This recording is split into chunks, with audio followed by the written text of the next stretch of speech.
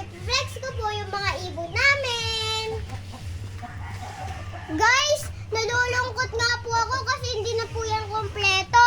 Kasi po, 4 po talaga yan. Kaso po, yung isa pong dilaw, nawawala po eh. Siguro po nakatakas. So yun guys, magpapakain po tayo ngayon ng manok. So guys, kukuha na po tayo ngayon ng pagkain ng manok. Umalas po kasi ngayon yung lolo ko.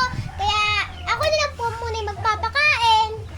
Kalahati lang po para po hindi masyadong masayang yung pagkain. Let's go guys! Kasarado ko muna to ng... Hindi ko muna siya iipit guys kasi lalagay ko pa to sa loob.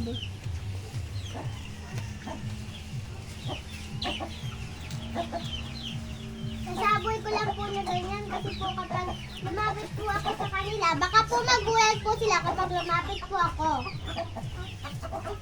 Di ba po? Magugulatin po sila?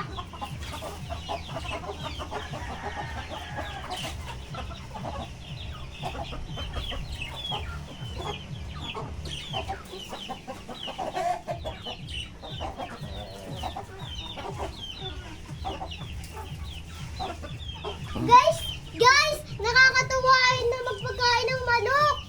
Guys, oh, tignan nyo. Nakakatuwa magpakain ng manok, lalo na pag tumatakbo sila. Pero guys, di ko po pwede sila lapitan, baka po kasi tumakbo sila.